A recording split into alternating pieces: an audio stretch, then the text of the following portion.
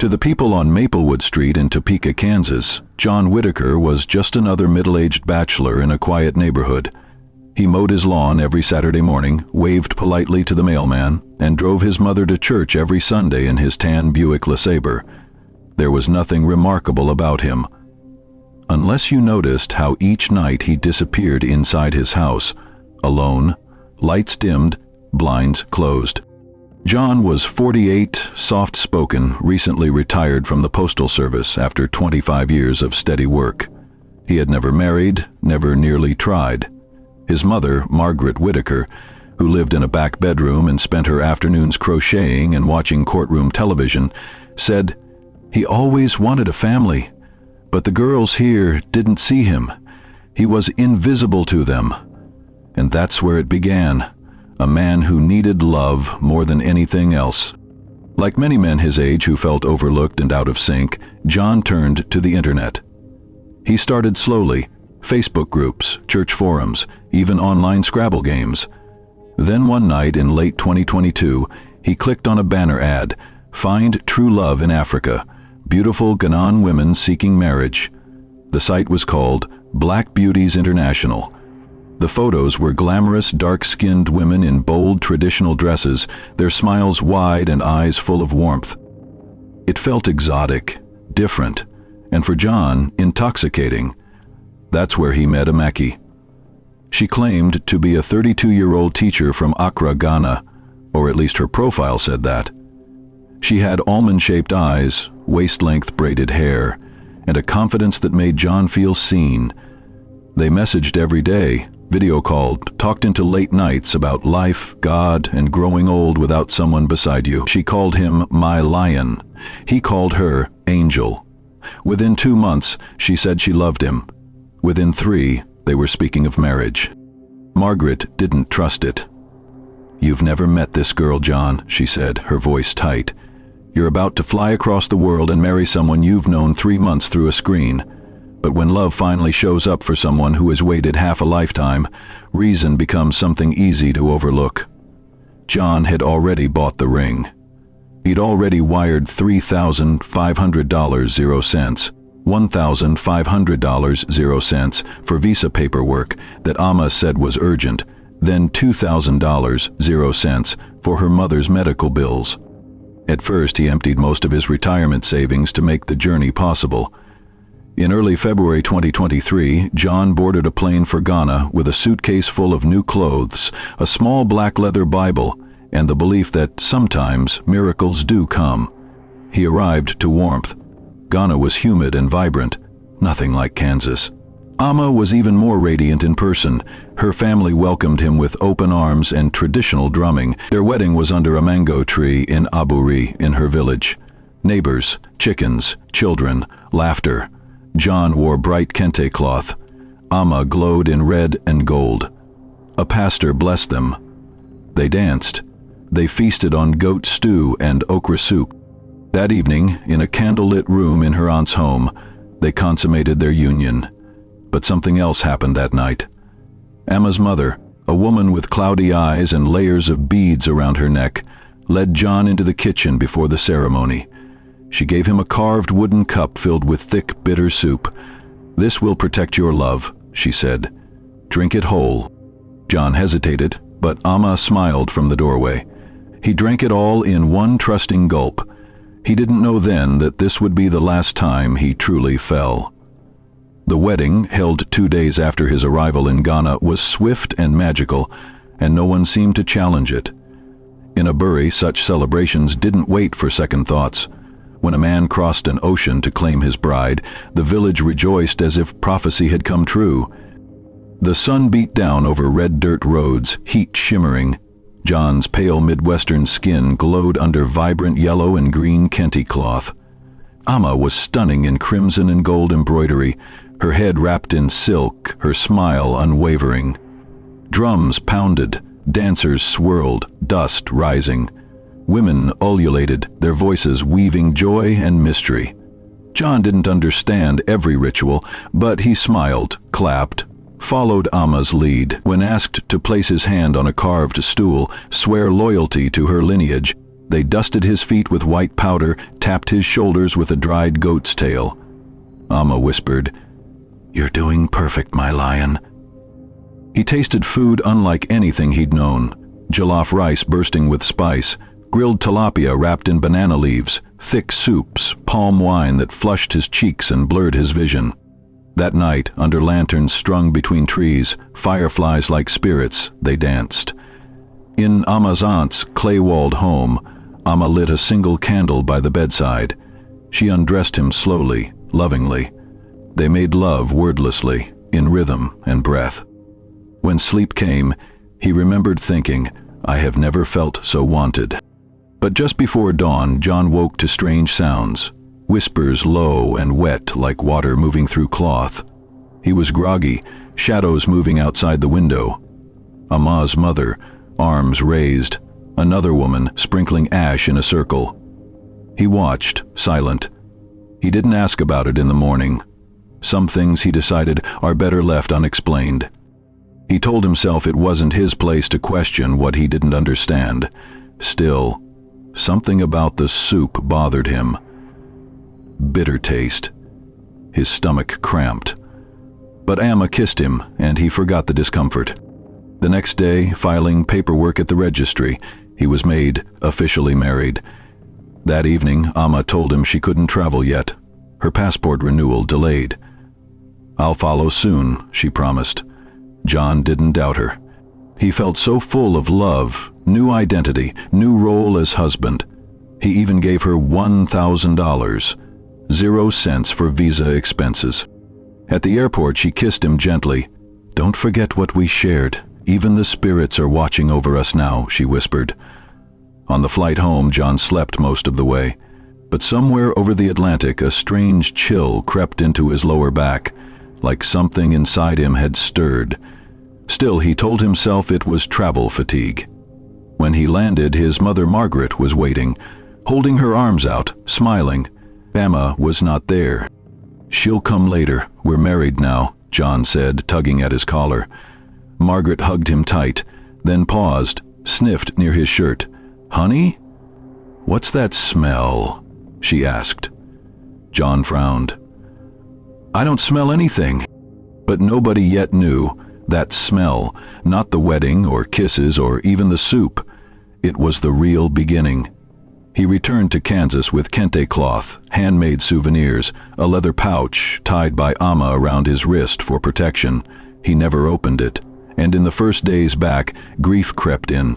Jet lag, body aches, the numbness in his lower back, sweat at night. Something had changed. Still, he kept convincing himself it was just a virus, a bug picked up abroad. He believed it would go away, but it didn't. By the second week, the rash had spread across his sides and down his thighs. His skin started peeling. At first small flakes, then broad strips like sunburn gone horribly wrong. His sweat took on a metallic scent. His fingernails turned soft gray. And worst of all, that odor Margaret first noticed at the airport, like spoiled meat, had grown strong. One night, she found him standing in the kitchen at 2:00 a.m., shirtless, scratching at his back as though possessed. "John, what's wrong?" she gasped. "I can't sleep," he murmured. "It itches. Feels like something's crawling under my skin. Have you seen a doctor?" "I will." But he didn't. Not yet. He was embarrassed, unsure how to explain the symptoms. How do you tell a doctor your body feels like it is decomposing while you are still alive? Instead, he turned to Amma. They spoke nightly via WhatsApp video. She always looked radiant, her skin glowing, voice smooth and low. When he mentioned the rash, she frowned gently and said, "That's just your body adjusting to the bond. Sometimes spiritual threads cause heat in the flesh. It means the marriage is real." He wanted to believe her, but by the third week, patches of his skin had darkened into a green-gray tint. His lower back oozed pus that stained his shirts. Margaret pleaded. Finally, he consented to see a doctor. Dr. Tanya Fellman had cared for John for years. When he lifted his shirt in the exam room, she stepped back visibly. "Oh, John," she whispered, "this isn't a rash. It looks necrotic, like dying tissue." He was sent immediately for blood tests and cultures. Nurses edged away from his bed. In the waiting room, a child stared at him and asked if he was melting. The results? Inconclusive. No infection, no autoimmune disease. White cell counts were normal, but the skin kept dying, slowly from the outside in. Doctors were baffled. They admitted him for observation. Bandages, changed twice daily, revealed more decay. Flesh around his lower back was turning black. Thighs showed marbled green veins. A nurse muttered, "He smells like a corpse." John overheard, and said nothing. Amma, however, kept calling. She told him to stay strong, said she was working on her visa and would join him in America soon. When he asked if she'd ever heard of these symptoms before, she paused too long, finally said, "It's the transition. Don't fight it. Let your body become what it's meant to be." He didn't understand. Then, for the first time since their wedding, fear crawled into his bones. That night he had a dream. He lay naked in Aburi's red dust. Amma's mother stood over him, pouring a thick, dark liquid across his chest. Something moved beneath his skin, writhing. He screamed. No one came. Villagers clapped and sang louder. A goat bleated. A voice whispered, "You belong to her now." He woke screaming. His hospital gown was soaked. Nurses rushed in. He didn't speak. 2 days later, fever, blood pressure fell, breath shallow. He was placed on IV fluids and a morphine drip. No one knew name for what was killing him. Doctors used terms like idiopathic derm necrosis and unknown progressive necrotic disorder, but none fit. On March 3, at 5:42 a.m., John Whitaker died in room 412 at St. Joseph's Medical Center. His final word, whispered to no one, was, "Amma." Margaret wept into his chest as the stench filled the room. She said it smelled of evil. The coroner ordered a full autopsy. What he uncovered would turn a medical mystery into a national nightmare.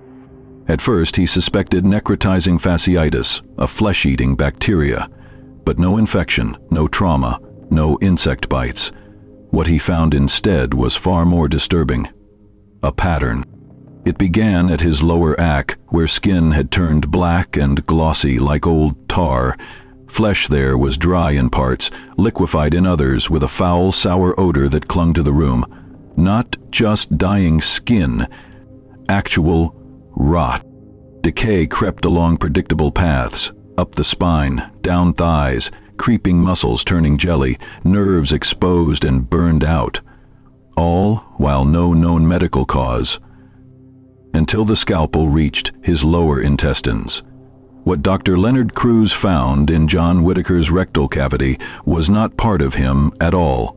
A small leather pouch, no larger than a walnut, tied with red thread, coated in mucus and blood, but shockingly intact. Inside, human fingernail clippings, coarse black hair, fragments like teeth, a small metal disc bearing a faded Ghanaian symbol. Inside its lining, in faded ink, a single word, Budwa. Cruz recoiled, not just from the smell, but from the knowledge that this was not illness, it was ritual.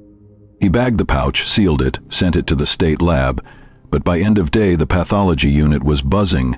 Some whispered witchcraft, others body curses. One nurse quit.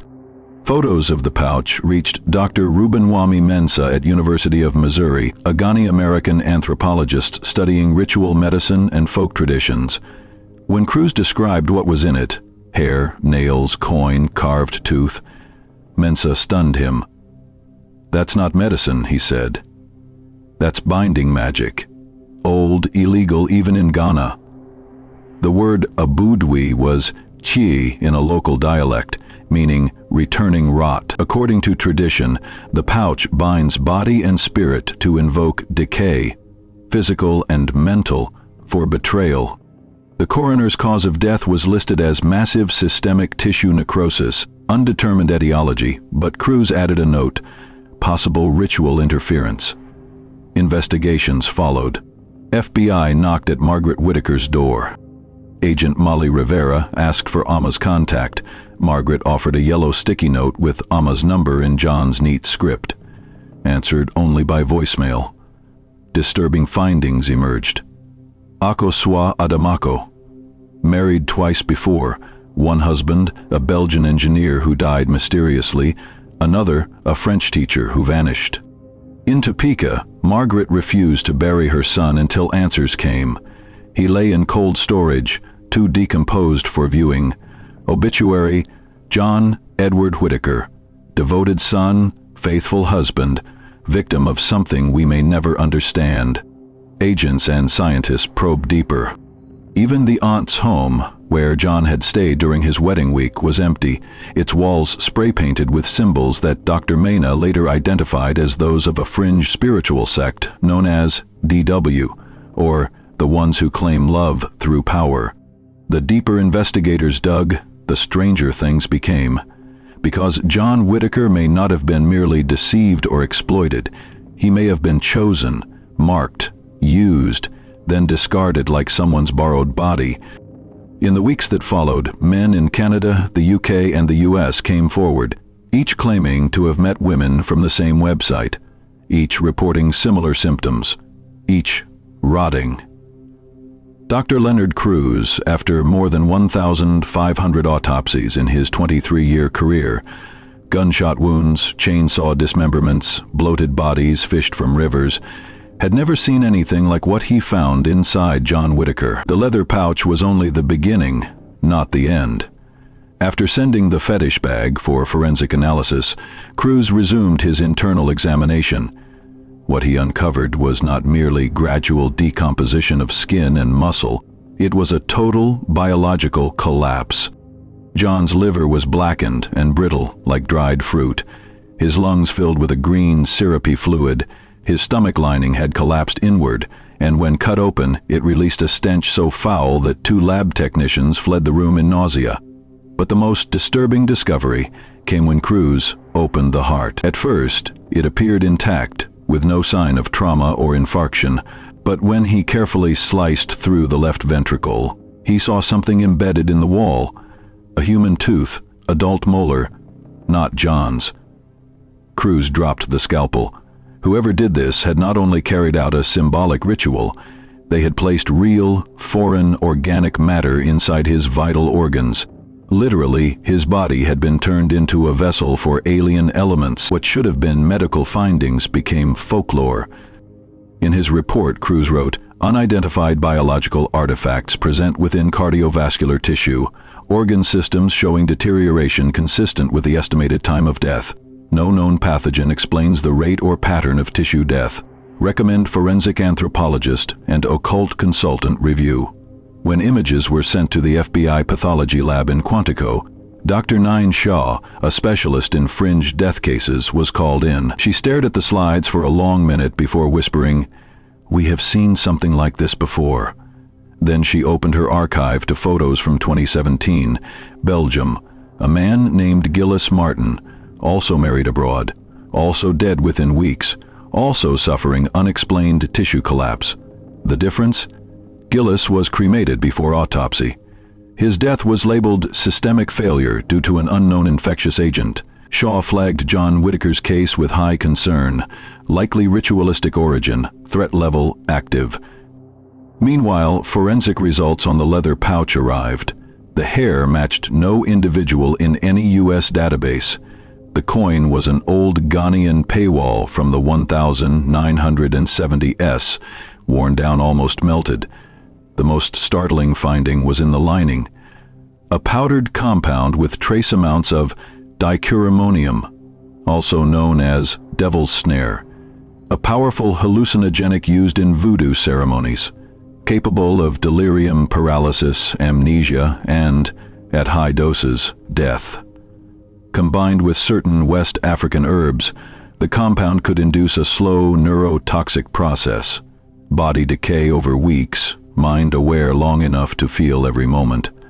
Someone had designed the curse to kill John slowly, inflict suffering of both body and spirit, and they had succeeded. At the same time, Agent Molly Rivera was still working in Ghana. Her search for Koa Adamako, Eka Ama, grew colder with each day. Every lead evaporated. The passport address she used was false.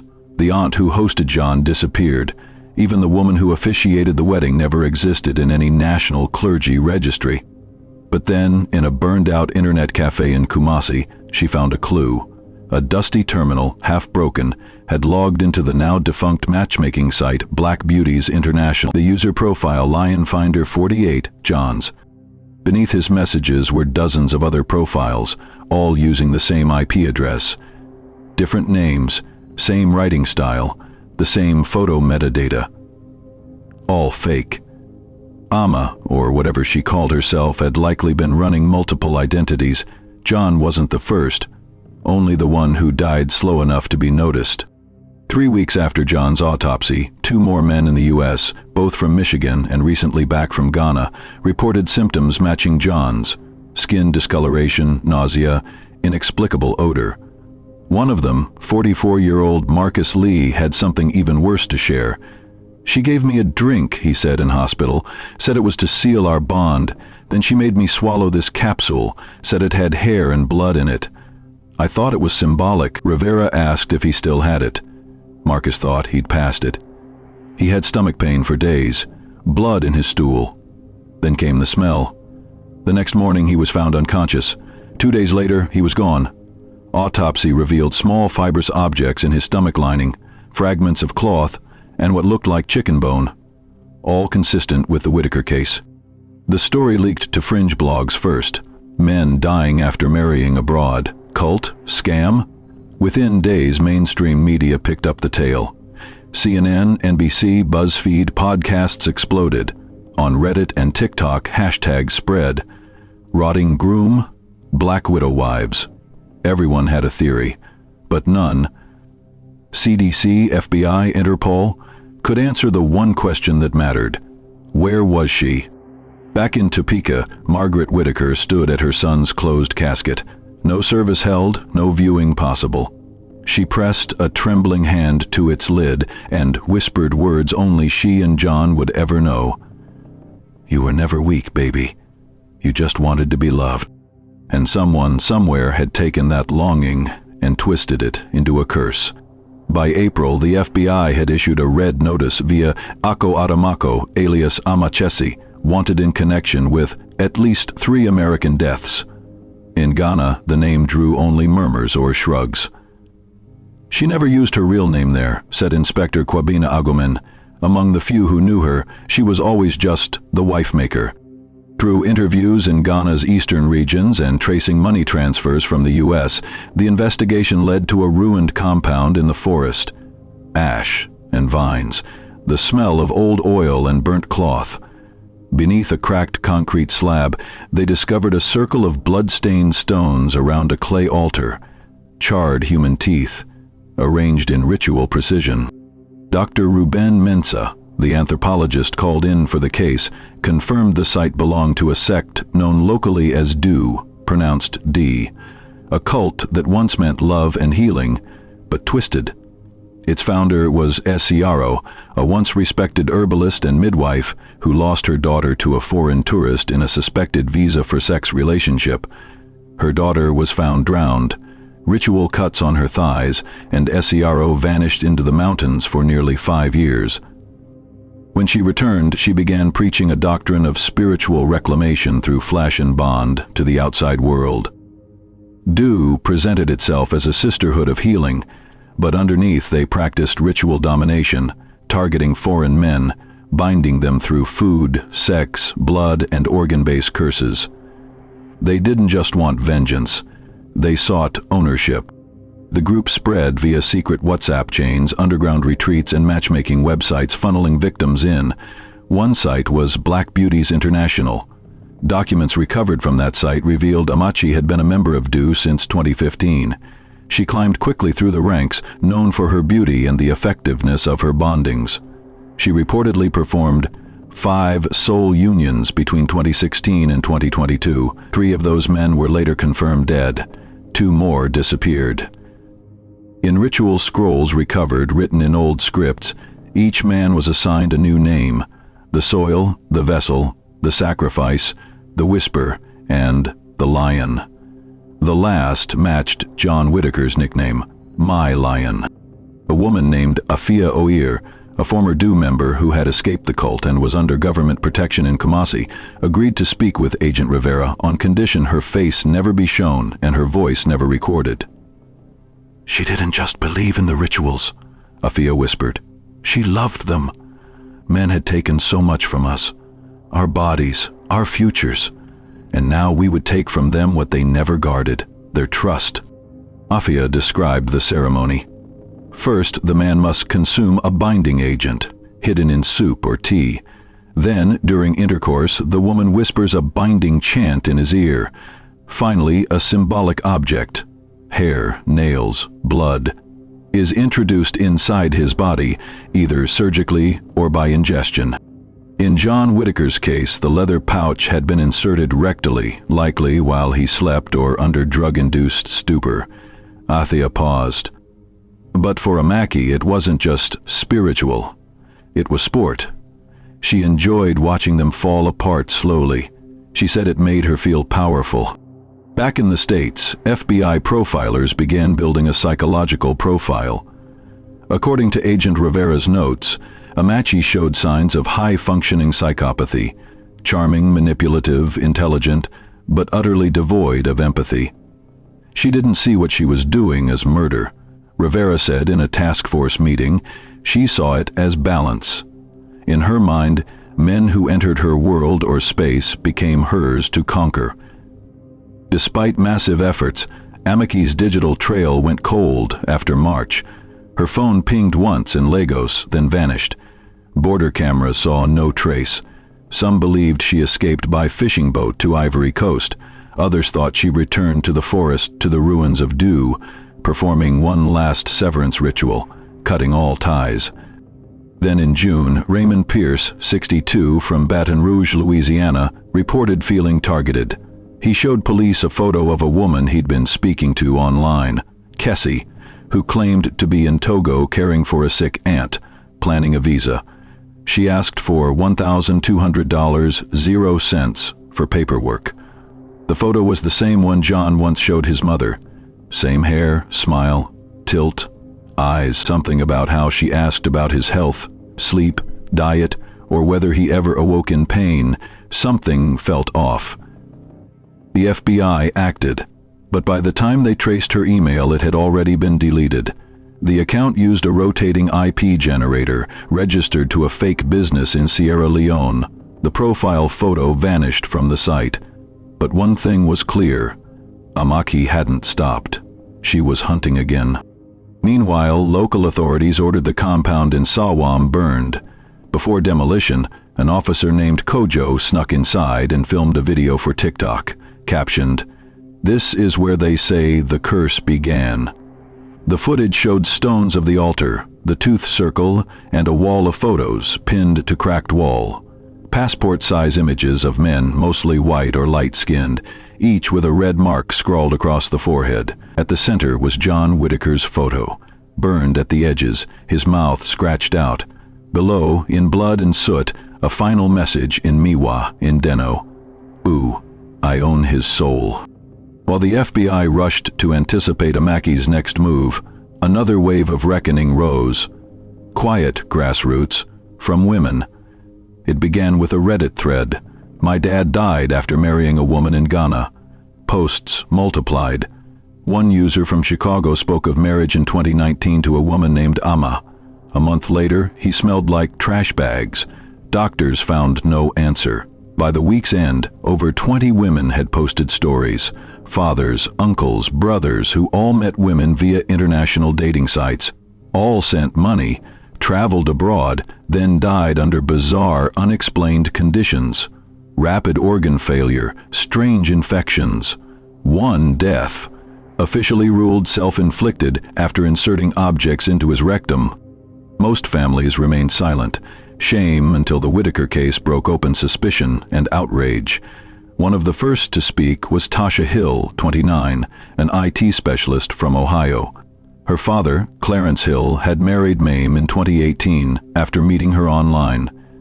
Tasha had been uneasy from the start. The woman never appeared on family video calls. Her voice was always distorted. Clarence claimed tech issues. The house stank like rotting garbage, Tasha said. He blamed plumbing. Meanwhile, lesions appeared on his back and thighs. Hospital report: rapid degenerative dermatitis of unknown cause. He died alone 3 months after returning from Accra. Tasha only discovered the truth when she found emails on his old iPad. Messages from Mame urging her father to drink special tea and submit to the bond. Another woman, Joan Kravitz, came forward. Her ex-husband, Gary, died from intestinal rupture after marrying a woman he met on a safari tour in Ghana. Autopsy found animal teeth lodged in his colon. Before Whitaker's story broke, Gary's case was dismissed as freak accident, until Tasha saw news linking that woman with Amachi. By then, the FBI had established a portal for families to report similar tragedies. Over 80 reports flooded in within 2 weeks. What struck investigators most was how many victims knew something was wrong and yet stayed silent. Not out of apathy, but fear. Some men grew paranoid when daughters or ex-wives asked questions. Others severed family ties before dying. One daughter recalled her father rewriting his will just days before death, leaving everything to a woman who hadn't even come to the U.S. yet. Dr. Nain Shaw, FBI psychologist, theorized that Du's rituals didn't just infect bodies, they hijacked minds. A toxic attachment, like that scene in Cult Coercion. These women weren't just romance scam victims, they were being consumed spiritually and physically. In one particularly chilling case, Mara Denon from Seattle revealed that her brother Nathan had become engaged to a woman in Ghana in 2021, another story fitting the pattern. He had intended to bring her home for Christmas that year, but just days before her flight, he collapsed in his apartment. The coroner discovered lesions, intestinal damage, and signs of internal bleeding. What horrified Mara most, however, was what paramedics found on his kitchen table: a box labeled Bonding Ritual Kit, Love Beyond Borders. Inside were 2 vials of blood, dried herbs, a lock of braided hair, and a typed note that read, "In this life or the next, you're mine. The soil has been watered." The handwriting matched that on John Whitaker's fetish pouch. By summer, the narrative had changed. This was no longer simply the story of one dead man in Kansas. It had become a global crisis. The FBI formally dubbed the investigation Project Lionfall, after John Whitaker's nickname. An international task force was assembled. Ghanaian authorities, Interpol, digital forensic units, and forensic anthropologists worked together. Still, the trail to Amma, or Akosua, or whatever name she now used, remained ice cold. That didn't stop reports of sightings. In Nairobi, in Sagala, in Baltimore, dozens of alleged encounters were reported, none verified. Podcasts dissected her identity. TikTokers recreated her wedding photos. Reddit users turned her into myth. Black Widow of Ghana, Skin Witch, the Wife Maker. But for the women left behind, daughters, sisters, ex-wives, she wasn't myth. She was real. She had taken something that could never be returned. By the time summer gave way to fall, Amaki had become a symbol of fear and fault. Fear for the deeds she was alleged to have done to men across continents. Fault because despite the growing number of stories, despite reopened autopsies, she remained at large. It had been 6 months since John Whitaker's death. Still, no one could say exactly what killed him. Physical evidence piled up, the leather fetish pouch, the tooth embedded in his heart, decay creeping through his body like a whispered curse. Yet there was no arrest, no confession, no defendant. And still, the families cried out for justice. Then District Attorney Janice Tolbert took an action that surprised everyone. She filed murder charges in absentia.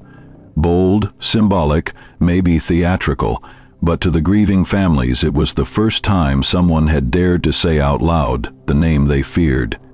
The state of Kansas versus Akosua Adomako, aka Emma Chessie. The indictment included aggravated homicide, premeditated biomanipulation, conspiracy to defraud, ritualistic bodily invasion, an archaic statute revived, about non-consensual spiritual mutilation. "I know we may never put her in handcuffs," Tolbert said at the press conference, voice steady, eyes edged with fatigue, "but we can speak her name in court, under oath, with evidence." In courtroom 4B at Shawnee County Courthouse, Topeka, under heavy security and media frenzy, there was no defendant's table, only a framed photograph of Amma, her smile frozen in time. A Ghanaian king cloth draped over the jury box. John Whitaker's mother sat front row, tissue clutched in hand, a small Bible on her lap. When the prosecutor opened, she told the court, "John Whitaker didn't die of disease. He died by design. A woman designed him to die." Witness after witness took the stand. Dr. Leonard Cruz first, describing the necrosis, the heart-embedded tooth, the fetish pouch. Gasps echoed when he held up a sealed evidence bag containing the remnant of the pouch, brittle and darkened. Next came Dr. Ruben Mensah, flown in from Missouri, testifying to the cultural meaning of a budweight returning rot, and the significance of the items. Several jurors visibly shuddered. But it was the personal stories that struck hardest. Tasha Hill showed photos of her father, healthy at his wedding, then gaunt, lesion-covered, and dying. Joan Kravitz shared how her ex-husband's intestines had been found with animal teeth fragments and a note in red ink, "You are mine until dust." Mara Denton, whose brother Nathan died with his bonding ritual kit on the kitchen table, shocked the courtroom when she read aloud the message inside the box. "Your body is now the altar. Let it decay with devotion." One juror wept behind her closed notepad. The defense was symbolic. The public defender appointed by the court sat alone at the table. He offered no denial. He only asked, "How can you try someone not present? How can you give weight to a myth?" The answer came from the courtroom itself, from the rust-colored photographs, the pathology reports, the families, and one final piece of video evidence, never before made public, pulled from John Whitaker's tablet. Weeks before his death, in dim light, he appeared shirtless, speaking into the camera. "If anything happens to me, it was her. Emma, she said, I belong to her now. She said I'd feel it inside. I don't know what she put in me, but I'm dying, and I think she wants me to. I loved her. I swear I did." The courtroom fell silent. No further words were needed. On the closing day, District Attorney Tolbert addressed the jury in a whisper. "This case isn't just about John. It's about what love can become when twisted into control, when faith becomes submission, when the heart becomes a target." The jury deliberated less than 2 hours. Unanimously, they returned a verdict: guilty. Of course, there was no sentence to enforce. Emma Akosa was still gone, but the judge issued a symbolic sentencing: life in prison if she were ever found and extradited. A bench warrant was entered into international law enforcement databases. More importantly, her name was no longer a ghost. Amma Chessie was now, in the eyes of American law, a killer. Margaret Whitaker finally buried her son days later. Simple ceremony. Closed casket, 3 chairs, 1 bouquet, a headstone reading, "John Edward Whitaker, 197520023. He wanted love. She gave him death." As the wind rustled through dry Kansas cemetery grass, some wondered, did she watch? Did Amma, somewhere across the ocean, watch the trial, the verdict, the funeral? And if she did she smile? After the verdict, the question changed. Not who, but how. How did she do it? How could one woman with no known criminal record, no medical training, using only her body, her words, a fetish pouch, hair, teeth, and nothing else, destroy so many men on continents apart? The courtroom had declared Amma Chessie a murderer, but outside its walls, science remained divided. No textbook could explain this. At Johns Hopkins, Dr. Sarita Malalari, a microbiologist, said bluntly in a CNN interview, "We have tested for every known virus, bacteria, and fungal agent. What these men died from isn't contagious. It's deliberate, though I can't pinpoint the exact compound yet." At the CDC, a classified task force was established, Operation Black Thread, tasked with studying possible ritualistic toxins from remote regions of West Africa and how they elude Western detection. What they discovered was alarming. Several substances found in the fetish pouch recovered from John Whitaker tested positive for trace alkaloids not listed in any U.S. toxicology database, but mentioned in obscure texts on traditional medicine. These included meter and suo, roots used to induce slow paralysis, Eberk bark ash, a sacred wood believed to dry blood, dried goat blood powder which, when fermented, damages the intestinal lining over weeks. The scientists agreed on one thing: this was no superstition. It was biochemistry masquerading as spirituality, a weapon concealed in cultural guise. But not everyone accepted it. Dr. Ruben Mensah, who testified at the trial, appeared on NPR soon after, his tone calm but firm. "The fetish is not the engine, it's the key. You can't unlock what the soul hasn't already agreed to."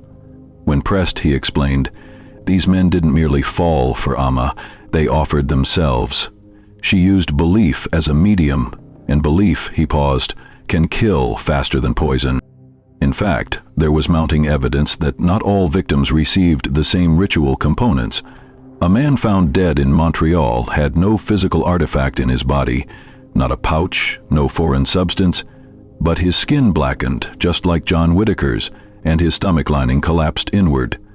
His final message to his daughter: "I hear her voice at night, even when I'm awake." That anomaly confounded toxicologists. Some researchers, like Dr. Nadia Baron from the University of Vienna, suggested Amma or her cult developed a psychosomatic delivery method, not just poison, but suggestion, a precise cocktail of language, intimacy, fear. It wasn't entirely science, but it was no longer merely magic. Meanwhile, in Ghana, rumors reawakened. In the eastern regions, old women around fire pits whispered the name Akosa Adamako like a cautionary tale. Children warned not to venture near the ruined compounds of Sawam. A traveling preacher claimed he saw a woman in red standing by altar stones under moonlight, face lifted to the sky, hands raised. Before he reached her, she vanished. Was it Amma? Or had legend overtaken her? A spirit? A symbol? A warning? Then came the sightings. Chicago, Lagos, Atlanta, Cape Town. Someone claimed to see her, once in a church, another time in a pharmacy. In Ghana, a woman arrested at a bus terminal was mistaken for Amma. Same cheekbones, same eyes. She was released the next day, but not before a crowd beat her unconscious. Fear had become contagious. The world no longer merely wanted justice. It demanded cleansing. The FBI quietly issued psychological advisories. Do not engage the suspect without backup. Subject may possess unique psychological control methods. Treat all interpersonal contact as potentially manipulative. Some laughed, some didn't. One seasoned detective wrote, "I don't think she kills you by touching you. I think she kills you by being seen." Back in Kansas, Margaret Whitaker gave her final interview before moving in with her sister in Indiana. Their home, where John died, was sold quietly, furniture donated. When asked if she believed her son was cursed, Margaret shook her head. "No, I believe he was loved the wrong way, and it destroyed him." When questioned whether she forgave Amma, she would not reply. She only looked at the camera, saying, "If she ever shows her face, you'll know her, because everything around her will begin to die." To this day, John's death certificate states cause of death: systemic necrosis, etiology undetermined. But among scientists, witches, skeptics, believers, his death sits on the thin red line between worlds, between science and witchcraft, between love and decay. In the months after the trial, John Whitaker's story faded from headlines, but never from memory. He became more than a victim. He became a warning, his photo pinned to forums about international romance scams, his name evoked in podcasts on spiritual warfare. His pale, half-sunken face became a banner in message boards titled, "Cursed by Love and Rotting Romance." But while his image persisted, Amma's never did. She vanished.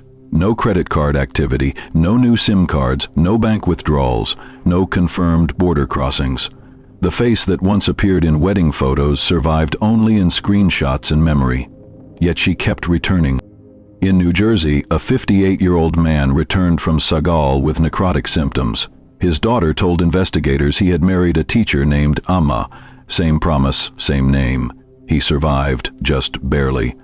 In Berlin, a Turkish businessman dropped dead from sudden renal failure. His laptop contained a corrupted video looping his promise to Amma.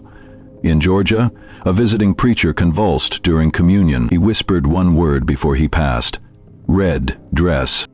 Each case was different, each death the same. Behind each story, a presence, a shadow, a suggestion.